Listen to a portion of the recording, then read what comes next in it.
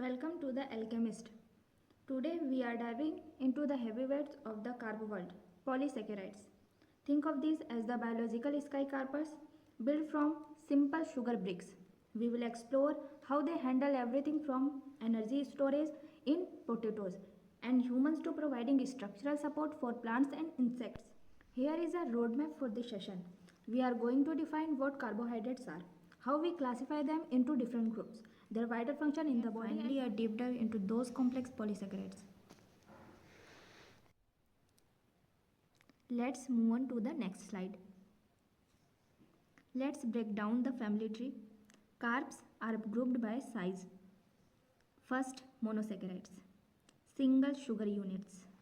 They are also known as the building blocks. Second, disaccharides, two sugar linked together, like table sugar. Oligosaccharide, short chains of 3 to 10 sugars. And the last but not the least, polysaccharides, long complex chain of 10 or more molecules.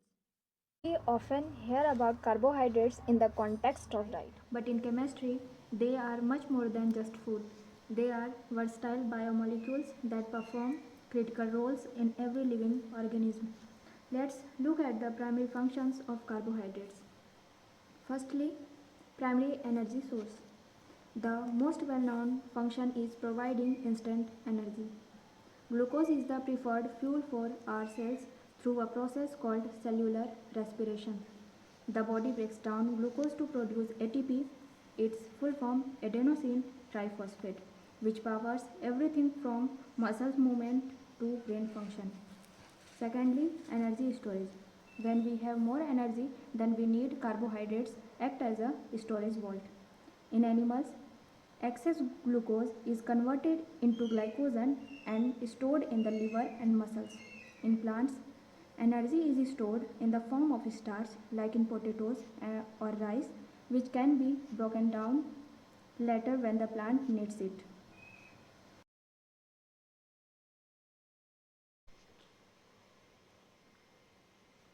We are exploring the most fundamental building blocks of carbohydrates, monosaccharides.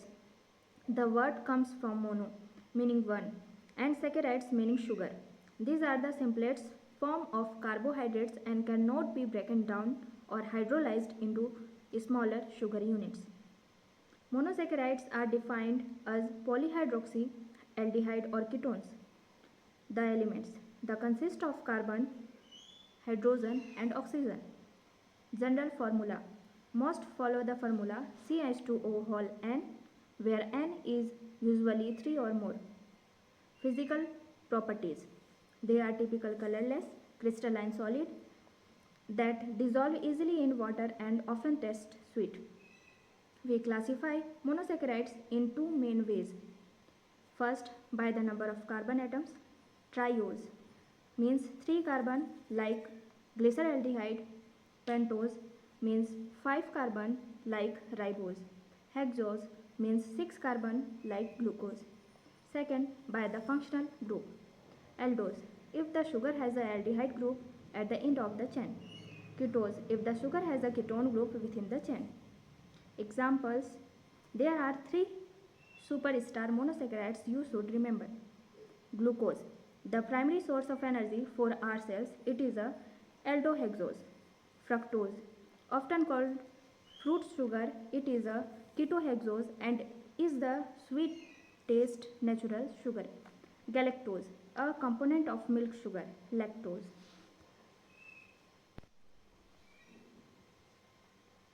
At last, its structural forms. While we often draw them as straight chains in water, monosaccharides with 5 or more carbons usually twist into ring or cyclic structures. Moving to the next slide. Disaccharides. The name itself gives as a big clue. Di means two and saccharide means sugar. So quite simply, disaccharides are double sugars formed by joining two simple sugar units together. How they are formed? How do two single sugars become one disaccharides? They join through a process called dehydration, synthesis or a condensation reaction. During this reaction, one water molecule is removed as the two sugars bond together. The specific covalent bond that holds them together is called a glycosidic linkage. Most common disaccharides have the chemical formula C12H22O11. There are three main disaccharides you need to know. First, sucrose, also known as table sugar.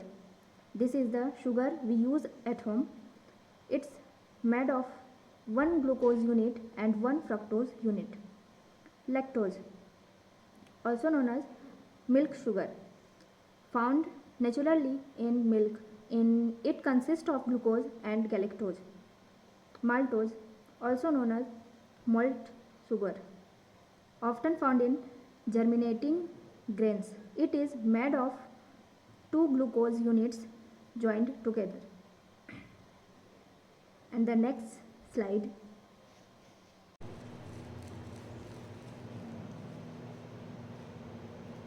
Oligosaccharides. The term is derived from the Greek word oligos, means few, and saccharide means sugar. In the carbohydrate family, they act as a bridge between simple monosaccharides and massive polysaccharides. Chemically, an oligosaccharide is a carbohydrate that upon hydrolysis yields 2 to 10 monosaccharides units. These units are covalently bonded together.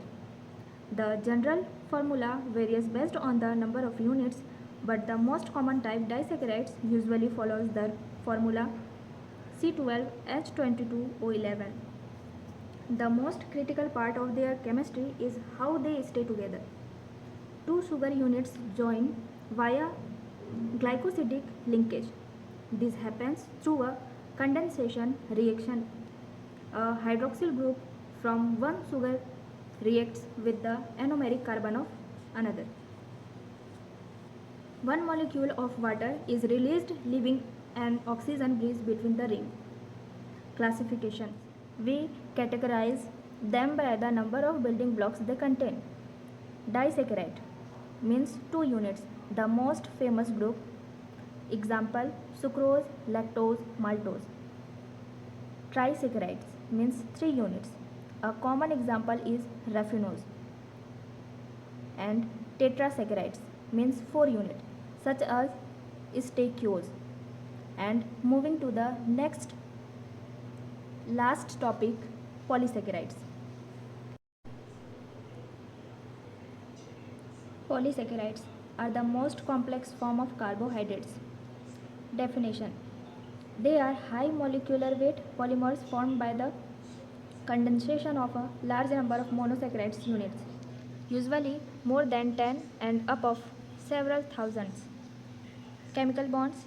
The individual sugar units are joined together by glycosidic linkage.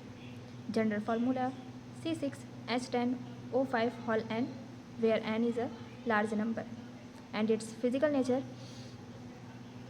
Unlike sugars, they are not sweet, usually insoluble in water, and do not form crystals. They are amorphous. Polysaccharides are classified into two main ways, by composition and by function. Based on composition.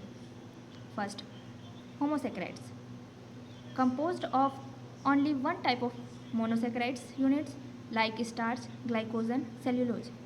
Second, heteropolysaccharides, composed of 2 or more different types of monosaccharides or their derivatives like heparin and peptidoglycan. And based on biological functions. Storage polysaccharides act as a food energy reserves. They are stored in cells and broken down when energy is needed, like starch and glycogen. Structural polysaccharides provide mechanical strength and structural to cells and organisms, like cellulose and chitin. Chemical attributes of polysaccharides. First, high molecular weight. They are macromolecules consisting of hundreds to thousands of monosaccharides units. Second, amorphous nature. Unlike simple sugars, they are usually tasteless, white, and not crystalline powders. Third, solubility. Most are insoluble in cold water or form colloidal suspension. And four, non-reducing nature. Because almost all their anomeric carbons are locked in glycosidic bonds, polysaccharides are generally non-reducing sugars. They don't give a positive Benedict's or failing test. 5. Hydrolysis. On complete hydrolysis with acids or specific enzymes, they break down into their constituents monosaccharides. Iodine test. They often show characteristic color reaction with iodine due to their helical structure. First, starch turns blue-black. Second, glycogen turns reddish-brown. And last, cellulose gives no color. In summary, polysaccharides are the ultimate energy banks and structural scaffolds of the biological world. While they lack the sweetness of simple sugars, their complex branching and massive size allow plants and animals to store thousands of glucose molecules in a single, compact and insoluble package. That's all for today. Thank you for your attention. See you in the next topic.